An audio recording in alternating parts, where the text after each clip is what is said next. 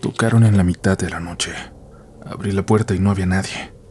Nomás el viento que sonaba como llorando, fuerte. No teníamos cerco en la casa, pero el patio estaba grande. Nadie hubiera podido correr hasta la calle sin que lo viera. No podía ver a nadie cerca, pero estaba completamente seguro de que alguien o algo estaba ahí, en la oscuridad.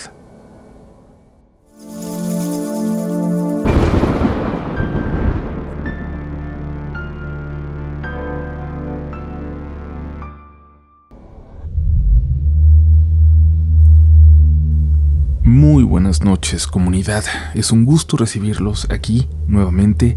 Pasen con confianza que están en su casa y hoy tenemos para ustedes historias que nos llevan desde un puente sobre un arroyo que une a dos colonias y donde la gente sabe que no tiene que cruzar de noche, no importa la urgencia o la necesidad, hasta acompañar a una familia en el viaje más aterrador de sus vidas en un autobús de pasajeros rumbo al puerto de Veracruz. Vamos a adentrarnos en ese plano donde lo paranormal y lo que podemos percibir existe en el mismo lugar.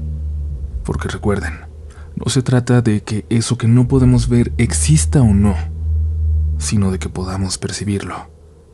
Y ese momento, créanlo, tarde o temprano nos va a llegar a todos.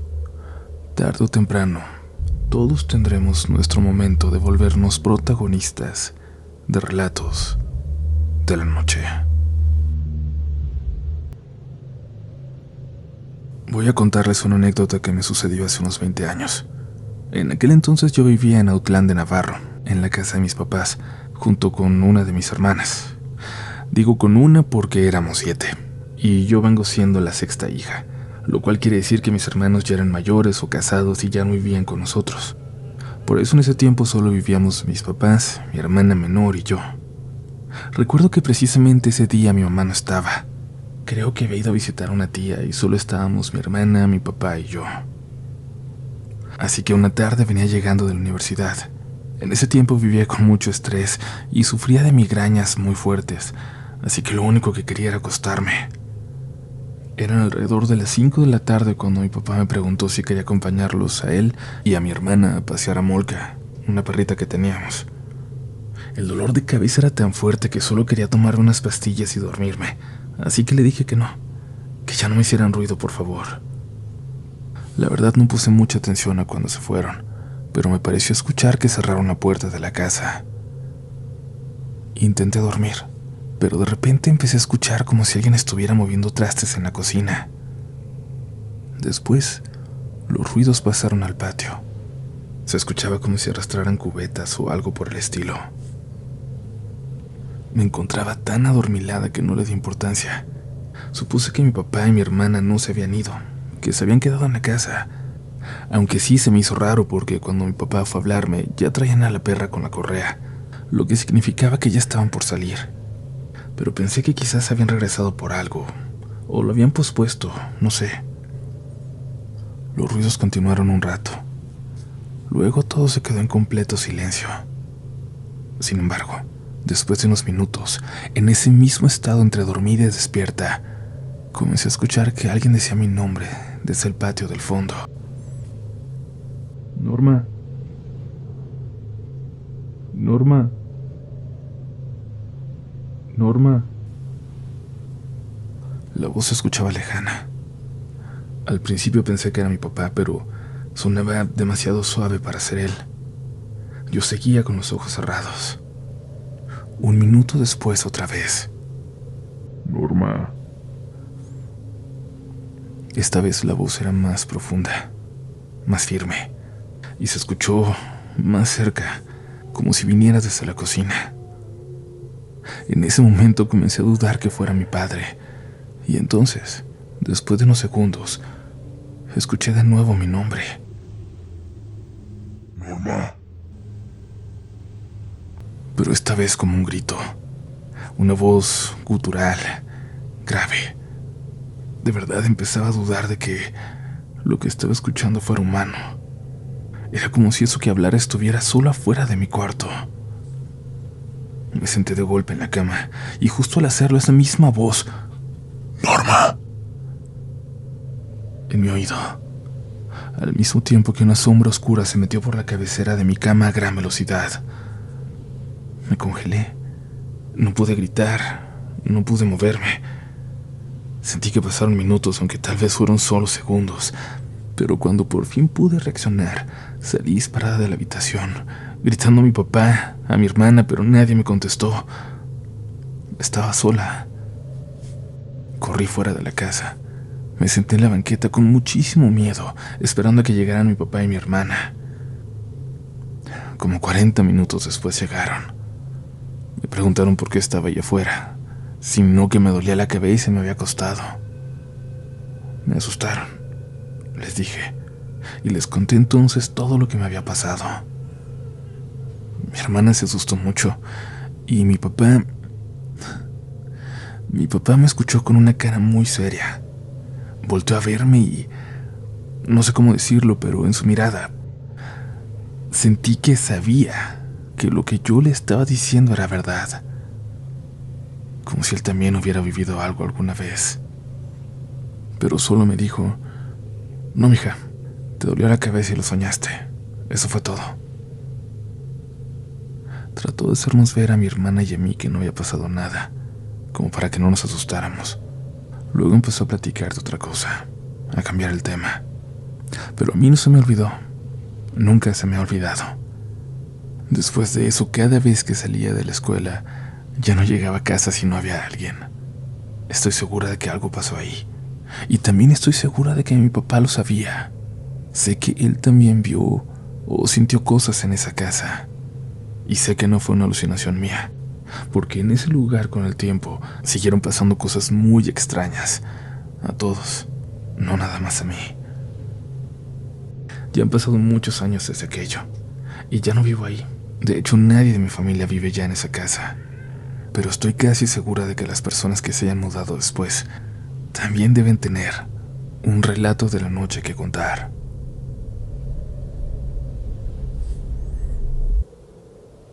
Para contarles esa historia deben cerrar los ojos e imaginarse junto a mí en una colonia muy tranquila, hace muchos años, cuando casi nadie traía teléfono celular, salvo los muy ricos.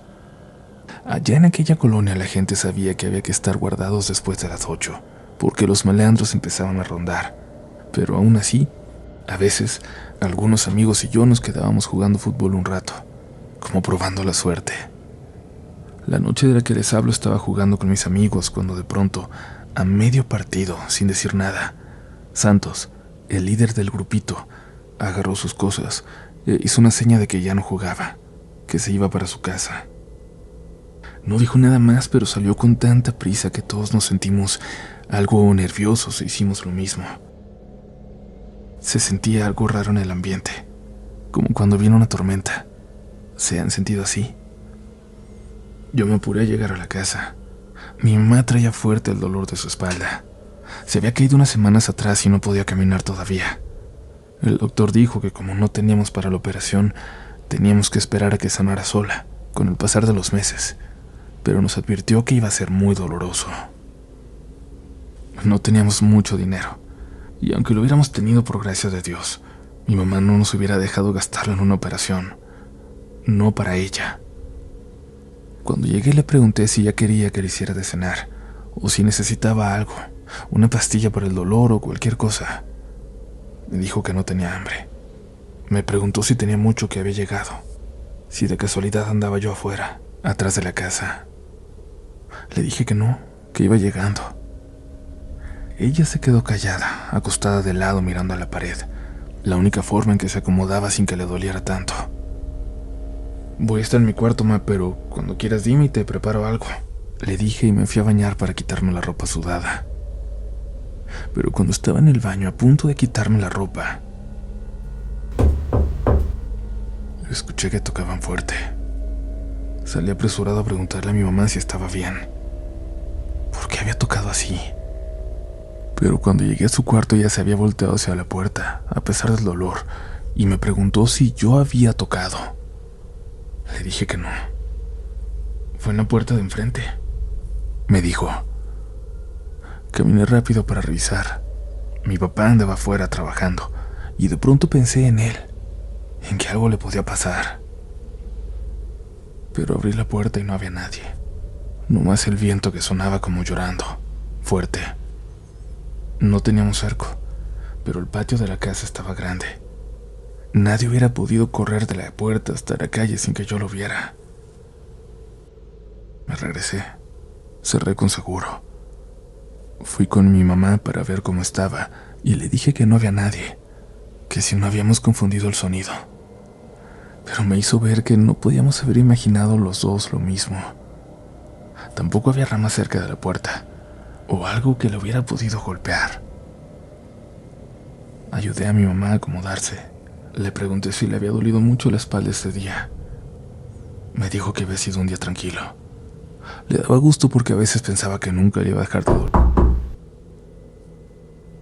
Tocaron a la puerta de nuevo, más fuerte, y en 2 saltos llegué a ella para abrir, para ahora sí agarrar a quien nos andaba jugando una broma, pero de nuevo, no había nadie, solo el viento. Cerré, me regresé con mi mamá. Su cara le había cambiado. Le conocí ese semblante de miedo, uno que se me hacía raro, que me recordaba otro tiempo, cuando era niño. Escuchamos claramente que alguien tocó otra vez, pero ahora, comunidad, sin duda habían tocado dentro de la casa. Habían tocado la puerta de mi cuarto, justo al lado de donde me encontraba con mi mamá. Me dio mucho miedo, pero reuní valor para pararme, para ir a revisar, pero no vi nada. Mi cuarto estaba vacío. Cuando regresé a la habitación de mi mamá, su cara ya no era de miedo, sino de preocupación. No hay nada, ¿verdad? No hay nadie. Le respondí que no. Tu papá, hijo, ya no ha de tardar en llegar. Ve por él, mijo. Siento algo muy feo en el pecho. Vete corriendo por él. Mi papá en ese entonces trabajaba con su primo, Candelario, en un puesto de tacos en la colonia que seguía la nuestra. No era tan lejos, pero tenía que cruzar una zona bastante solitaria, sobre todo esas horas de la noche, cuando, les digo, la gente del barrio ya no quería salir. Me puse una chamarra. Le dejé a mi papá mi navaja, la que siempre me llevaba a todos lados por protección, por si las dudas. En ese momento pensé que era mejor que se la quedara ella. Salí corriendo en dirección al trabajo de mi padre. Ya debía estar por salir para emprender el regreso a la casa. Recuerdo muy bien la noche, comunidad, cómo se veía, cómo se sentía, sin luna. Recuerdo muy bien el viento tan seco y tan fuerte de esa noche, que parecía que me quería decir algo y que levantaba la tierra de las calles que me raspaba la cara. Nuestra colonia y la siguiente estaban divididas por un canal. Había un pequeño puente de madera cerca de las canchas, donde apenas si cabía una persona. Había otro, ya bien hecho, para carros, a unas cuantas cuadras, pero no había tiempo de rodear. Además, yo sabía que mi papá regresaba por el puente de madera. Tenía que ir por ahí sí o sí. Y tenía que apurarme porque faltaba poco para que dieran esas horas, en las que siempre había un malandro de la zona a mitad del puente y te pedía unas monedas.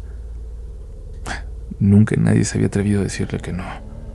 Todos sabían que era peligroso, que había salido de la cárcel hace un par de años. Llegué despacio hacia el puente. Estaba oscuro. No lograba ver si había alguien en él. Me chocaba la oscuridad del canal. Uno nunca se daba cuenta si estaba solo hasta que ya estabas entrando al puente. En cualquier otra situación no me hubiera atrevido a atravesarlo, pero tenía miedo. No por mí. Algo me hacía sentir mucho miedo por mi papá. No sé cómo explicarlo. Cuando di un par de pasos sobre el puente, vi que algo salía del otro extremo, de la oscuridad. Parecía una señora, de esas chiquititas que se van encogiendo con los años, muy jorobada, tan encorvada que estaba tan chaparrita como un niño. Esa imagen, comunidad, se quedó grabada en mi cabeza. Todavía cuando cierro los ojos los aprieto, Puedo ver exactamente esa silueta. La mujer se venía acercando lentamente hacia mí, pero no movía las piernas. Su falda larga llegaba al suelo, así que no podría decir que venía flotando, pero parecía acercarse hacia mí sin moverse.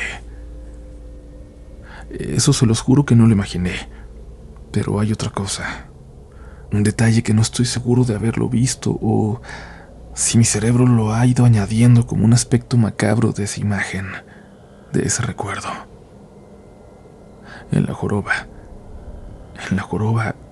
recuerdo haber visto algo como alas dobladas hacia atrás, alas negras que se confundían con el encaje de un velo. Caminé lentamente hacia atrás. No me atreví a seguir adelante, pero tampoco quería bajar por esa calle solitaria que seguía el cauce del canal para llegar al otro puente. No podría dejar solo a mi papá, llegando ahí, encontrándose con lo que sea que eso fuera. La señora no dejaba de avanzar hacia mí, y de la calle solitaria, de abajo, vi una figura que se aproximaba rápidamente. Pronto la reconocí.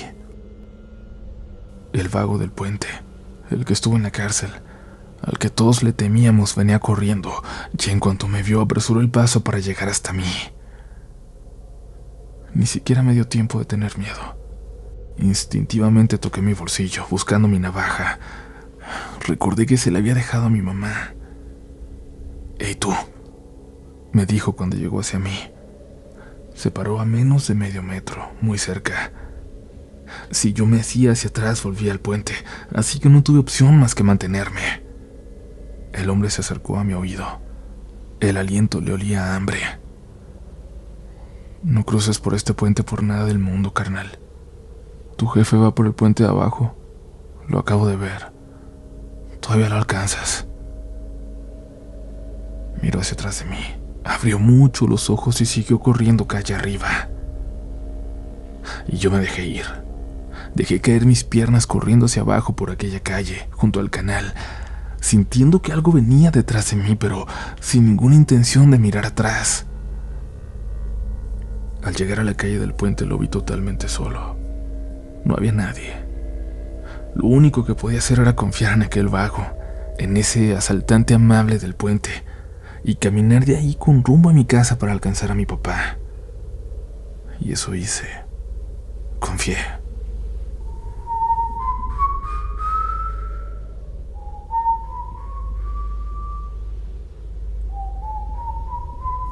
Nunca me había dado tanto gusto escuchar esa canción que siempre iba silbando mi papá, aunque no sabía silbar.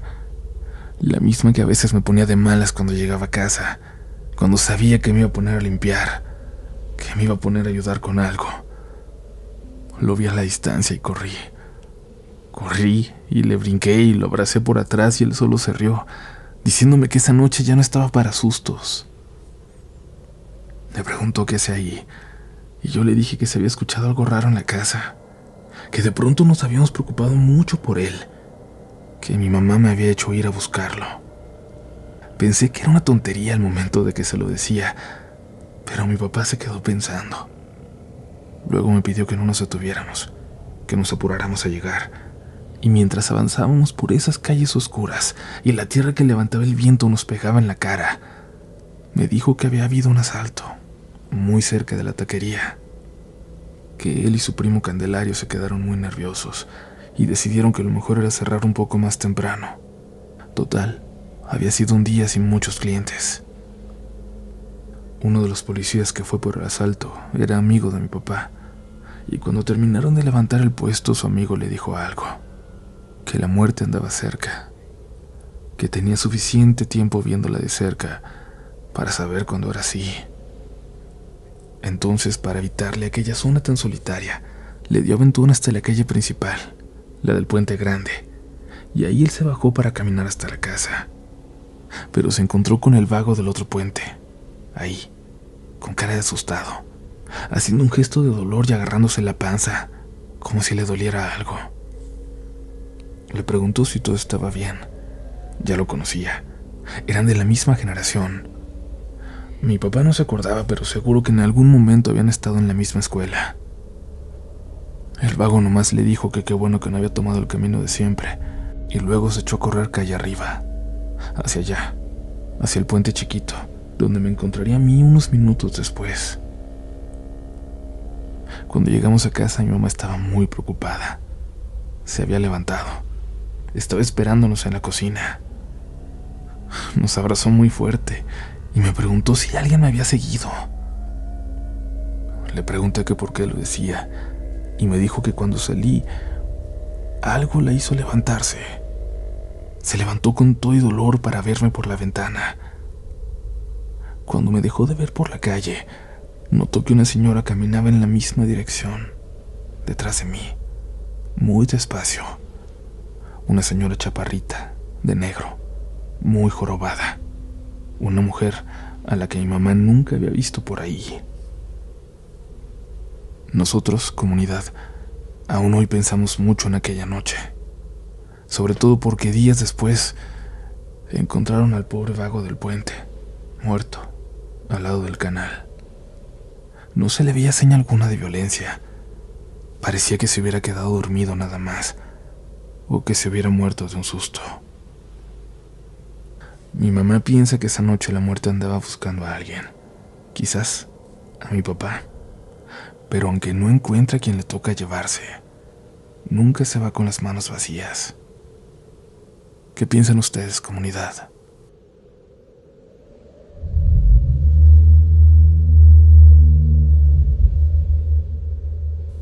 Gracias por continuar por aquí, mi querida comunidad.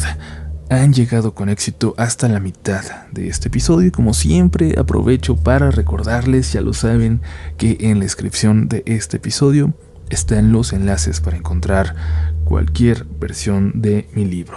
Todavía hay algunos en línea, pero si lo encuentran en físico en su librería favorita, aprovechen. Pero bueno, les quiero recordar que los relatos que compartimos se complementan siempre con sus hipótesis, con sus comentarios, con sus explicaciones, con gente que nos dice, sí, a mí me ha pasado algo igual y sé este otro tanto al respecto. Eso enriquece mucho cada episodio, así que sin pena dejen sus comentarios que les servirán mucho a quienes han tenido la confianza de enviarnos sus historias, que muchas veces es para pedir consejos al respecto de lo que están atravesando. Y por supuesto, aún hay más historias esta noche, así que no se vayan todavía. No se vayan a dormir. Continuamos.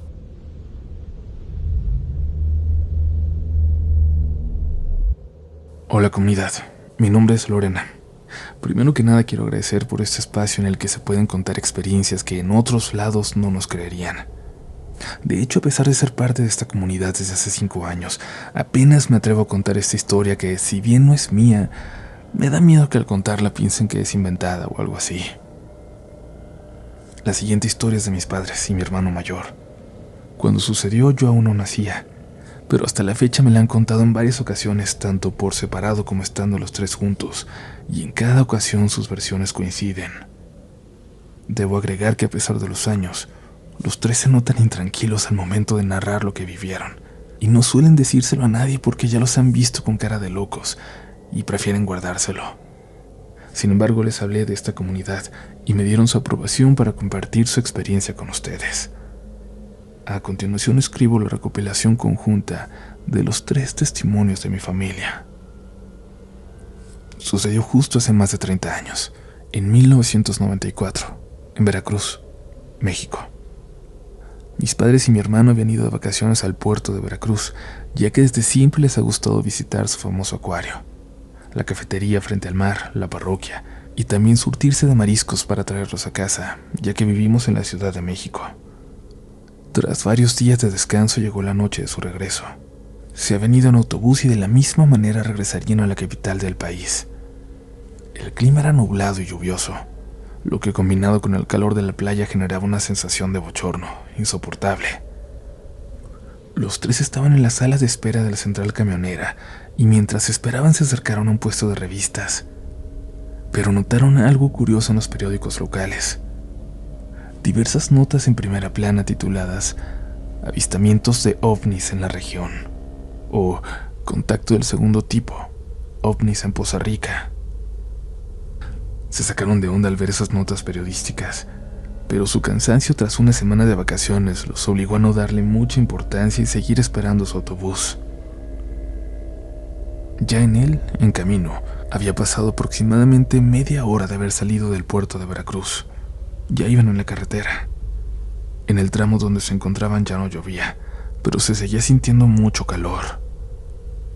Eran aproximadamente las 11:30 de la noche, y a pesar de que habían elegido un viaje nocturno porque la noche en teoría es más fresca, en esta ocasión el calor era tanto que no podían dormir. Se dispusieron mejor a platicar, ya que iban juntos en la parte delantera de la unidad. Mi mamá y mi papá iban en los dos asientos del lado derecho, y mi hermano y otra pasajera, una señora mayor, iban en los dos asientos detrás del chofer. Durante un rato charlaron sobre lo divertido que fue nadar tanto, lo rico que comieron en el puerto, e incluso le estuvieron preguntando a la señora que iba junto a mi hermano, al chofer de la unidad y a su compañero de relevo sobre lugares que les recomendaran dónde comer para su siguiente visita a Veracruz. Así somos en mi familia. Nos gusta hacer plática con desconocidos. De repente, de reojo, mis papás distinguieron una luz sobre las colinas a lo lejos. En ese momento iban en una recta larguísima. Quienes hayan visitado Veracruz sabrán que hay varios tramos así en la carretera federal. Voltearon para ponerle más atención y notaron que la luz se movía lentamente sobre las colinas. Mi mamá le preguntó a mi papá si era un avión. Mi papá, sin despegar los ojos de la luz, dijo: "No estamos cerca del aeropuerto para que vuelen tan bajo por aquí". Ambos se habían inclinado para ver mejor por el parabrisas del autobús. Mi hermano y la señora que venía junto a él los imitaron. Todos, incluido el chofer que alternaba la vista entre el camino y la luz, y el chofer de relevo que ya tenía la cara pegada en el parabrisas, estaban atentos a lo que parecía un foco de gran intensidad, ladeando sobre las colinas que se encontraban mucho más adelante. En un segundo, ese foco de gran intensidad se bajó desde las colinas en dirección a un tramo de la carretera más adelante, por el cual el autobús tendría que pasar en unos momentos. La señora junto a mi hermano soltó un grito ahogado y susurró: "No puede ser, no puede ser". La luz se quedó estática, en medio de la carretera, como si estuviera esperando que el camión llegara hasta ella. Dicen que estaba flotando a la altura de un edificio de 5 pisos, o un poco menos. El chofer comenzó a temblar. Sus anillos hacían un ruido al chocar con el volante. Mi familia estaba pálida del susto también, y sin embargo el chofer seguía avanzando como por inercia. Conforme el autobús se acercaba, la luz de esa cosa bajó de intensidad, y todos pudieron distinguir que poseía la forma de un disco. Sí, comunidad, así como los pintan en las películas. Precisamente esa forma de disco de un color grisáceo. Nadie podía hablar. Estaban en shock. El chofer salió del trance y le dijo a su compañero que iba a frenar, pero este enseguida volteó, puso su mano en el volante junto con las del chofer y le dijo: "Ni se te ocurra pararte, hermano. Acelera". El chofer tragó saliva tan fuerte que mi familia lo escuchó. En ese momento esa cosa, ese disco, osciló hacia el lado de la carretera que daba hacia el chofer y se quedó ahí flotando, paralelo al camino, como si estuviera esperando a que el autobús lo alcanzara. Mi papá iba completamente recargado en el tubo que tenía frente a su asiento. Mi mamá observaba paralizada a través del parabrisas, y mi hermano y la señora permanecían sentados, observando por su ventana en silencio. Lo más impactante fue que, en cuanto estuvieron a unos 50 metros de esa cosa, esta comenzó a avanzar paralelamente al autobús, como si quisiera imitar su movimiento, o moverse junto a él, o no sé. Creo que ni mi familia ni nadie podría explicar por qué esa cosa avanzaba al ritmo que ellos lo hacían, flotando sin hacer ningún tipo de ruido. La señora, según mi hermano, cerró los ojos y susurró: "Yo no creo en esto, yo no creo en esto, yo no creo en esto". Y enseguida comenzó a rezar. El compañero del chofer insistía con la voz temblorosa: "No bajes la velocidad, písale, písale". mientras se aferraba al hombro del chofer, quien no despegaba sus ojos del camino y se rehusaba a voltear hacia su izquierda. Mis papás apartaron a mi hermano de la ventana. Ellos tomaron su lugar y observaron pasmados. Dicen que esa cosa tenía forma de platillo y le giraban unas luces rojas de forma elíptica. Los tres afirman que tenía el diámetro como de un helicóptero y que no emitía ningún ruido de motor o algo parecido. Dicen que parecía que ese tramo recto en la carretera nunca se iba a acabar y que no había señales de que pronto apareciera un pueblo, una caseta o siquiera un auto. Estaban solos, en medio de la nada, con esa cosa. De repente el platillo dio un giro de 90 grados y acortó lentamente la distancia con el autobús, mientras seguía avanzando a la par del mismo junto a la carretera. El chofer, en cuanto vio ese movimiento, empezó a respirar con dificultad. Claramente estaba al borde del colapso y su compañero lo agarró más fuerte y le dijo: «Por favor, te ruego que aceleres, hermano. No sueltes el acelerador o nos van a llevar. Nos van a llevar». El chofer obedeció sin pensar y pisó a fondo el acelerador. Enseguida comenzó a sonar la chicharra, que es un componente del autobús que comienza a sonar cuando se rebasa el límite de velocidad permitido. En un instante esa cosa salió volando hacia el cielo a una velocidad indescriptible y simplemente desapareció. Y el autobús quedó solo, avanzando en medio de la carretera, con los faros como única fuente de iluminación. Mi papá dice que si acaso fueron 5 minutos en los que sucedió todo esto. Mi hermano y mi mamá perdieron la noción del tiempo, así que no están seguros. Todos seguían en silencio. Todos estaban en estado de shock. El chofer disminuyó la velocidad y parecía conducir por inercia. Su compañero fue a hablar con unos cuantos pasajeros que habían despertado por el sonido de la chicharra y querían saber qué había pasado. No les dijo nada. Solo dijo que el viaje continuaría con normalidad. Mi familia menciona que por el tipo de trance en el que estaban, no voltearon a ver si alguien más había visto lo mismo que ellos, pero por la falta de reacciones por parte del resto de los pasajeros, que no eran muchos por la hora y porque no era época vacacional, se dieron cuenta que venían dormidos y con las cortinas de las ventanas cerradas. Por lo que pudieron concluir, los demás solo despertaron cuando sonó la chicharra, que fue justo cuando esa cosa salió volando. Nadie más se percató de ese horrible suceso. La señora junto a mi hermano solo se atrevió a decir lo siguiente: «A quien decida contar lo que acabamos de ver, lo van a tachar de loco». Mis papás solo pudieron asentir. Se fueron a sentar. En ese momento se percataron de que tenían la piel de gallina y a pesar del calor que hacía en la zona sintieron mucho frío. El compañero de relevo le susurró algo al chofer que ellos no pudieron escuchar. Sin embargo, ellos solo tomaron asiento de nuevo y no pronunciaron ninguna palabra. Y así, sin darse cuenta, se quedaron dormidos. Llegaron a la capital, pero algo dentro de ellos había cambiado. Hasta la fecha aseguran que saben que no estamos solos en el universo y que siguen sin comprender por qué vieron lo que vieron. Creo que eso es algo que nunca se podrá explicar. No obstante, si hay alguien escuchando que haya vivido o escuchado algo parecido en esa zona, mi familia agradecerá sus comentarios. Y puede que haya alguien que se burle de esta historia. Pero mis papás, mi hermano, agradecen a quienes se toman el tiempo de escucharla. Y sobre todo, a quien la crea. Espero que puedas compartirla en el canal. Me encantaría escucharla con tu voz y que quede registrado este relato familiar. Un saludo a todo el equipo de Relatos de la Noche y a toda la comunidad. Gracias por escuchar.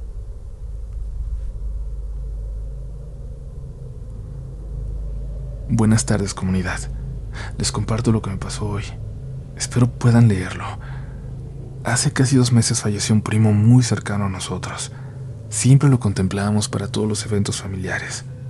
Fue parte de la corte de honor en la boda de mi hermano y estaba en la lista de invitados de la mía, en primera fila.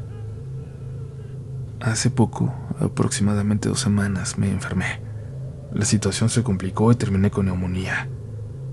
Apenas había comenzado a sentirme mejor, pero hoy tuve que salir antes de mi última clase en la universidad porque aún no me recupero del todo. Mi papá me dijo que pidiera un Uber, ya que la escuela está al otro extremo de la ciudad y me quedan más de 2 horas de casa. Sin embargo, cuando revisé el tiempo, me convenía más tomar el transporte público. Desde que subí al tren ligero, me sentí extremadamente cansada, como si fuera a desmayarme. Se me cerraban los ojos y hasta respirar me costaba trabajo. Para colmo, el vagón estaba lleno de gente. Como después tomaría el metro desde Estación Tasqueña hasta Chabacano, decidí esperar a que hubiera un asiento disponible. Cuando logré sentarme, noté algo extraño. Aunque los demás asientos se ocuparon rápidamente, el que estaba a mi lado permaneció vacío. La gente pasaba de largo y me miraba raro. Pensé que quizás me veía enferma y temían que tuviera algo contagioso. En la primera estación subió una señora con collares de santera. Apenas me vio, comunidad, dijo con enojo: «¡Bájate! ¡Bájate, cabrona!». Por un momento me quedé impresionada. No sabía si me hablaba a mí ni entendía por qué me decía eso. Entonces me jaló la ropa y con más insistencia dijo: «Se te subió esta hija de la chingada. ¡Bájate! ¡Bájate!». Ahí comprendí que no me lo decía a mí, que le hablaba a algo que ella veía junto a mí. Cuando llegué a mi estación, bajé para hacer transbordo a la línea Café, rumbo a Pantitlán. El metro estaba llenísimo. Había mucha gente, pero noté que varios me miraban raro. Algunos se apartaban de mi camino. Incluso vi a una señora mayor persignarse al verme pasar. Al llegar a Pantitlán, tomé una combi para mi casa. Me senté adelante, junto al chofer, ya que los asientos traseros estaban llenos. Ya había un pasajero sentado entre el chofer y yo. Apenas subí, cerraron las puertas y arrancamos. Me sentía fatal, así que solo recargué la cabeza en el asiento y esperé a llegar a mi destino. Cuando me acerqué a pasar mi pasaje al chofer, a 2 calles de mi casa, estornudé. «Salud», escuché que alguien me dijo. En ese instante, un escalofrío me recorrió todo el cuerpo. Reconocí la voz de inmediato. Era mi primo. Su voz era inconfundible. Volteé lentamente para ver a la persona que tenía a mi lado. Él miraba fijamente al frente. No se movió, no reaccionó, no hizo nada para mirarme. Pero era él. Mi primo era inconfundible, gordito, con cara de buena gente, barba, y aquella voz de niño pequeño que siempre nos daba risa porque no concordaba con su complexión grande y su estatura. Pero había algo diferente. Estaba rapado. En ese momento lo comprendí. Mi primo falleció en un accidente de moto. Tuvo una fractura en el cráneo y tuvieron que operarlo. Yo no lo vi en su ataúd, pero ahora me doy cuenta de que seguramente lo raparon para la cirugía. Me bajé de la combi y mi mamá ya me estaba esperando. Estaba pálida. Todo el día me había sentido mal y no sé por qué, pero tengo la sensación de que alguien intenta advertirme algo. De que lo que tengo a lo mejor es más grave de lo que parece. Mientras termino de escribir esto, acaba de llegar a la casa un tanque de oxígeno para ponérmelo, para respirar, pero siento que no voy a durar mucho tiempo. Espero estar equivocada. Gracias por leerme y espero poder escribirles de nuevo muy pronto. Buenas noches.